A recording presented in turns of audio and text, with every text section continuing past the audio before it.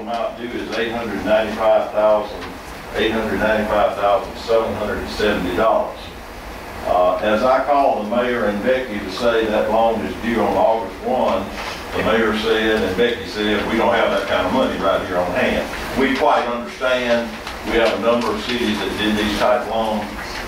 What I am proposing before y'all today, and we've done this in other places, is that y'all authorize myself, working as y'all financial advisor, with your attorney and Watkins Ludlam, who y'all use as bond counsel, to negotiate a 10 to 12 year loan out there where we're going to have a payment somewhere from $95,000 to $105,000 a year,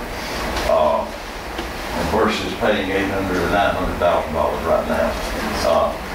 And we could, I realize that well, it's a lesser amount than you need. So it'll be less lights we have to turn out. But we'll have to do something of that nature because the loan is due August 1. So my purpose here tonight is to let y'all know what we can do and how we can do it. Hancock Bank is the holder of these loans because they did the loan through us with Mississippi Development Bank, and when we made these original loans for all the entities involved along the coast and other areas. We had these loans all over South Mississippi for the various cities, and we restructured some, and I'm in the process of doing another one right now like this. With your authorization, what I'd like to do is to authorize us, Watkins Ludlam, and of course Mr. Simpson to negotiate that loan with Hancock Bank. So we can stretch that out. And I would do it in such a manner that would make it as little as possible without as much impact to your budget. Okay. So you do this on brother-in-law, count the brother-in-law deal. We're thinking the cost, I'm just estimating the cost about $25,000 to get it done, about 3 basis points. That's usually the standard.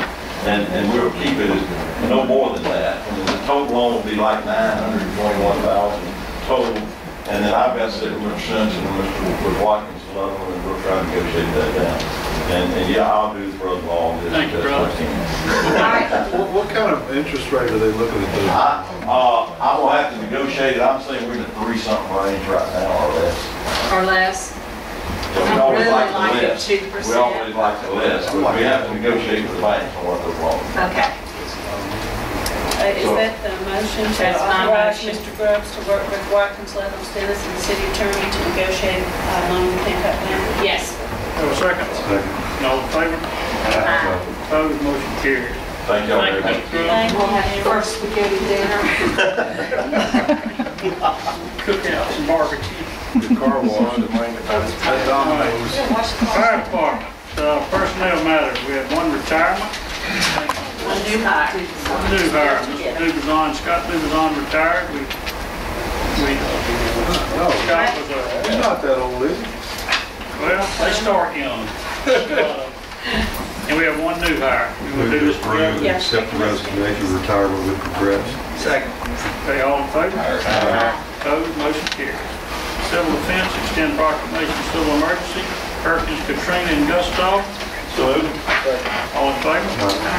Opposed, motion carries. Proclamation of existence of a local emergency BP Deepwater Horizon oil spill. We'll move. Second. Discussion. Mr. Larson made the motion, second. Me. You need a roll call. I think that is. Wait, yes, discussion. Discussion. You know, I mean, I know we've been in office for a year, but I'm coming up to speed on some of these things. When it comes to proclamation of existence of a local emergency, if there's any activities that need to happen in the harbor, as far as vessels coming in and out, cleaning, that kind of thing, does that still have to have board approval, or is? When we did the proclamation of emergency, that gave authority for our director of operations, for the chief or whoever, to do what was necessary. Okay. It still eventually comes back before you in terms of what was happened, but it doesn't have to come to you before he does it. He's got the authority to do. Just a question, I was just curious. Wanted to make sure I understood how that worked. I don't know why we're still under an emergency for Katrina and Gustav, but they say we're We'll supposed to probably be dropping Gustav next week. when we get all the worksheets finished and Yeah, all I mean, that. you're still We're into still in the that. middle of In the middle of that. You're not through it, you know, yeah, I mean, it's what they want to say. Are there any activities in the harbor with BP that we should be aware of that maybe The only someone's thing not that's knowing about? going on with BP is they have a contractor, And the port, the boats that lease, if we ever get to launch, the launch, is doing something with BP to have a launch kind of tied up for washing the boats that come in, and there's a So we're decon, allowing boats with oil coming in the harbor? like when they come in, right. How do we protect the other boats that are in the harbor without oil on them? We've got 2 vessels assigned to us for, right now, it's for, today it was only for 8 hours. Tomorrow it's going to be for 12 hours, daylight hours. These 2 vessels are manning the booms that we have at the entrance of the harbor. They have to work in teams of 2, but they open and close the gate based on my observation of oil in or around the harbor. If oil is at the entrance of the harbor, we will not let anybody in at that point in time. When there's no oil in, we open the gate, we let them through, we observe the hulls, and these 2 other boats, while they're not opening and closing the gates, are patrolling around the harbor, picking up any tar balls that they're finding in the harbor at that time. Right now, in the last 2 days, we haven't had any come in the harbor. So, you know, of course, But we now there had is a decon, at Cat Isle. port committee, there's going to be one, they said there's going to be one outside of the entrance of the harbor. We're trying to get that one out by Beacons 1 and 2. Right. At the entrance of the harbor, we're trying to get a jack-up boat out there to decon them before they come into the harbor. Right now, we will be the only place on the coast that actually has a decon. Nobody else has a decon. Aren't you also doing one on land On land and then in the slip as well. We have and the, in slip? yeah. So My only thought is if you have a boat come in with oil on it, you're going to contaminate inside the harbor. So how do you protect all the other boats that are in well, there? We don't come in if they got if it's, they all do an inspection before they come in. Right. They call us on the radio, plus the guys that are manning the gate are observing them. If they have heavily contaminated oil on their boat, we turn them around and send them out to Cat Island for decon. But then, if it's heavy oil in the area, they could come right back through the oil before they come back into the harbor. And that's why we've requested that a decon station be set up at the entrance of the harbor at Beacons 1 and 2 in 8 foot of water so that they can decon any boat that would be coming in. So the slip that, or the launch that they're renting is for what kind of cleanup? That is for the skiffs, the small boats that are coming in. They may have very little, you know, on it. But what they'll do is they have a boom that will drop all the way, an absorbent boom that drops all the way down to the floor, the seafloor bed there.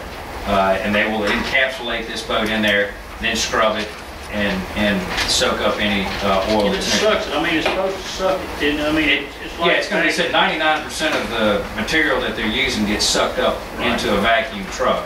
You know, So it's not going back into the harbor. But if anything does get off, it's caught in the absorbent boom that is wrapped around the boat. But that last one you're talking about is being done within the harbor? That one is going to be at the boat launch, the southernmost Yeah. boat launch in the harbor. Then we're also going to have one on land where they put their boat on the trailer and they'll pull out and pull onto that, and then they'll decon them there so they're not dragging So they're oil home with it. through the neighborhoods and washing them off. What they're doing right now is they get home and they wash their boat in their yard, and who knows where it goes. So we're trying to be proactive and be the first one to have this system set up so that everybody's not dragging it home to their neighborhood.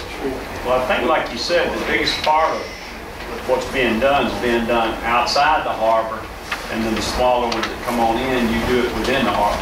And you're doing the biggest part of it outside the harbor, that's the main thing. Correct. I mean, if they're heavily contaminated with the opportunity, the chance that some oil is going to fall off of them, they're turned around. I mean, it's not, they don't have an option to come in the harbor. Coast Guard requires that they do a self-inspection of their vessels, as well as we have the people that are watching when they come through the harbor.